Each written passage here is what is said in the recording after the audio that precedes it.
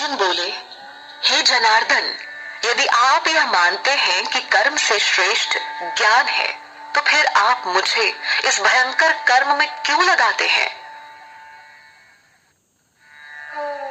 आपके दुविधापूर्ण वाक्य से मेरी बुद्धि मोहित सी हो रही है, अतः आप निश्चित रूप से उस एक मार्ग को कहिए जिससे मैं परम श्रेय को प्राप्त कर सकूं। श्री भगवान बोले, हे अनघ, इस लोक में दो प्रकार की निष्ठा मेरे द्वारा पहले कही गई है। उनमें ज्ञानियों की निष्ठा ज्ञान योग से और योगियों की निष्ठा कर्म योग से होती है। मनुष्य न तो कर्मों को आरंभ किए बिना निष्कर्मता को प्राप्त होता है और न ही कर्मों के त्याग मात्र से सिद्धि को प्राप्त होता है। कोई भी पुरुष किसी क्षण बिना कर्म किए नहीं रह सकता, क्योंकि प्रकृति से उत्पन्न गुणों के द्वारा परवश हुए सभी पुरुषों से कर्म करवा लिया जाता है। जो मूर्ख पुरुष कर्मेंद्रियों को हठ पूर्वक रोक कर मन से इंद्रियों के भोगों का चिंतन करता रहता है, वह मिथ्याचारी कहा जाता है। हे अर्जुन, जो मनुष्य मन से इंद्रियों को वश में करके आसक्ति रहित होकर समस्त इंद्रियों के द्वारा कर्मयोग का आचरण करता है, वही श्रेष्ठ है। तू नियत किए हुए श्रेष्ठ कर्म कर, क्योंकि कर्म के ना करने की अपेक्षा से कर्म करना श्रेष्ठ है। अतः कर्म ना करने से तेरा शरीर निर्वाह भी सिद्ध नहीं होगा। हे कौन्तेय, यज्ञ के लिए किए जाने वाले कर्म के अतिरिक्त अन्य कर्म में प्रवृत्त हुआ यह पुरुष जगत बंधनों में बंध जाता है। इसलिए आसक्ति रहित होकर यज्ञ के निमित्त ही कर्म का अच्छा आचरण कर।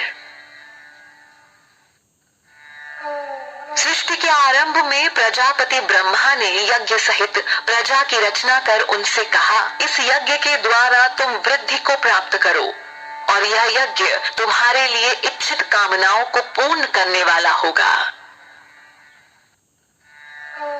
तुम लोग यज्ञ के द्वारा देवताओं की उन्नति करो और देवतागण तुम्हारी उन्नति करें। इस प्रकार परस्पर उन्नति करते हुए परम कल्याण को प्राप्त हो जाओगे।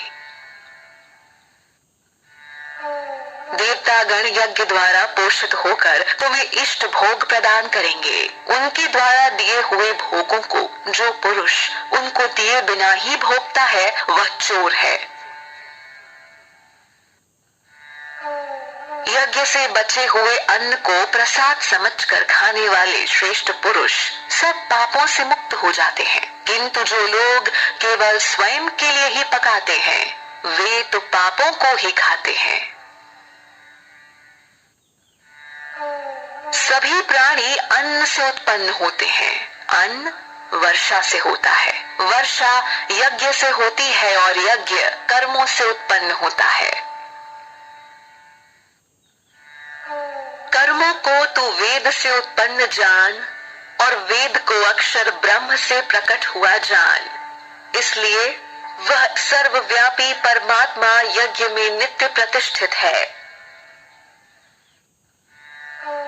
हे पार्थ, जो मनुष्य इस संसार में प्रचलित सृष्टि चक्र के अनुसार नहीं चलता, वह इंद्रिय भोगों में लिप्त पापमय जीवन बिताने वाला व्यर्थ ही जीता है। किंतु जो मनुष्य आत्मा में ही आनंद का अनुभव करने वाला, आत्मा में ही तृप्त तथा आत्मा में ही संतुष्ट होने वाला हो, उसके लिए कोई कर्तव्य नहीं रहता। कर्म योगी महापुरुष का स्वार्थ हेतु कर्म करने का न तो कोई प्रयोजन रहता है और न ही कर्म न करने का कोई कारण। ये सभी प्राणियों में किसी प्रकार के स्वार्थ का संबंध नहीं रखते। इसलिए तू आसक्ति रहित होकर सदैव कर्तव्य कर्म का आचरण कर, क्योंकि अनासक्त पुरुष कर्म करता हुआ परमात्मा को प्राप्त होता है। राजा जनक जैसे अनेक महापुरुष भी कर्म के द्वारा ही परम सिद्धि को प्राप्त हुए हैं। इसलिए लोक कल्याण को देखते हुए तू भी कर्म करने योग्य है। श्रेष्ठ पुरुष जैसा आचरण करते हैं, अन्य लोग भी वैसा ही अनुकरण करते हैं। वो जो कुछ कर दिखाते हैं, लोग भी उसका अनुसरण करते हैं। हे पार्थ, मुझे तीनों लोकों में न तो कोई कर्तव्य करना शेष है और न ही कोई वस्तु प्राप्त करने योग्य बाकी है।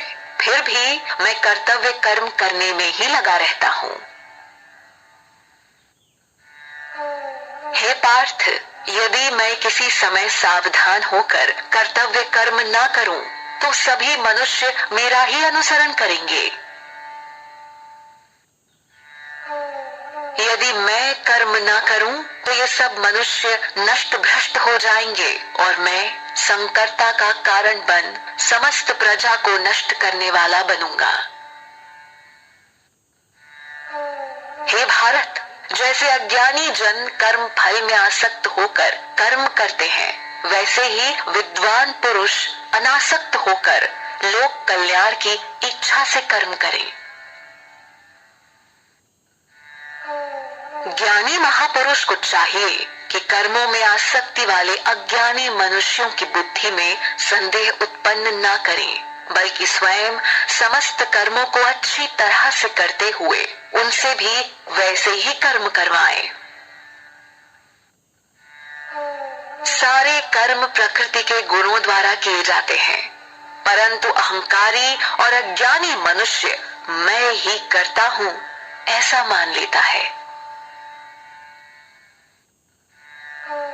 हे महाबाहो, गुण विभाग और कर्म विभाग के तत्व को जानने वाला ज्ञानी पुरुष गुण ही गुणों में बरत रहे हैं, ऐसा मानकर उनमें आसक्त नहीं होता। प्रकृति के गुणों से मोहित हुए अज्ञानी पुरुष गुण और कर्म में आसक्त रहते हैं। न समझने वाले अज्ञानी व मंद बुद्धि पुरुषों को ज्ञानवान पुरुष विचलित न करें। तो अपने चित्त को स्वयं में लगाकर संपूर्ण कर्तव्य कर्मों को मुझ में अर्पण कर कामना, अहंकार और संताप रहित होकर युद्ध कर। जो मनुष्य दोष दृष्टि से रहित होकर श्रद्धा पूर्वक मेरे इस मत का सदैव अनुसरण करते हैं, वे संपूर्ण कर्मों के बंधन से मुक्त हो जाते हैं। परंतु जो दोष दृष्टि वाले मूढ़ लोग मेरे इस मत का पालन नहीं करते, ऐसे मूढ़ चित्त वालों को तुम नष्ट ही समझो। ज्ञानवान पुरुष अपनी प्रकृति के अनुसार चेष्टा करता है। सभी प्राणी अपनी प्रकृति के अनुसार ही कर्म करते हैं, फिर इसमें किसी का निग्रह क्या करेगा। प्रत्येक इंद्रिय के अपने अपने विषयों के प्रति मन में राग द्वेष रहते हैं। मनुष्य को चाहिए कि वह उन दोनों के वश में न हो, क्योंकि वे उनके शत्रु हैं।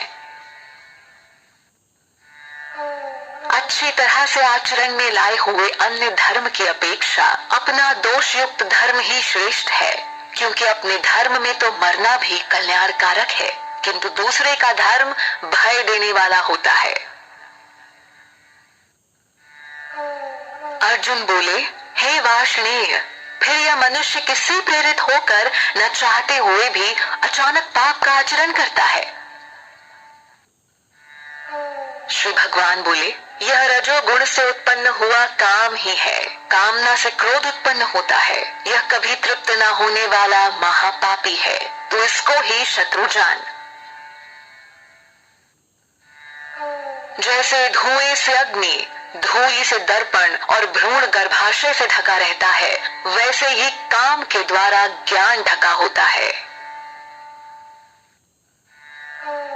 हे कौन्तेय, इस अग्नि के समान कभी तृप्त न होने वाले और विवेकियों के नित्य शत्रु काम के द्वारा मनुष्य का विवेक ढका हुआ है।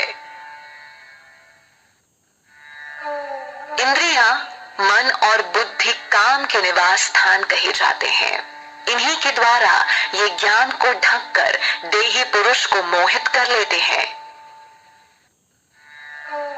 इसलिए हे भरत शर्भ, तुम पहले इंद्रियों को वश में करके ज्ञान और विज्ञान का नाश करने वाले इस काम रूप महान पापी को नष्ट करो। कर्मेंद्रियां स्थूल शरीर से श्रेष्ठ हैं, इंद्रियों से श्रेष्ठ मन है तथा मन से अधिक श्रेष्ठ बुद्धि है और बुद्धि से भी उच्च आत्मा है। हे महाबाहो, इस प्रकार बुद्धि से सर्वश्रेष्ठ आत्मा को जानकर बुद्धि के द्वारा मन को वश में करके तू इस काम रूप शत्रु को मार डाल।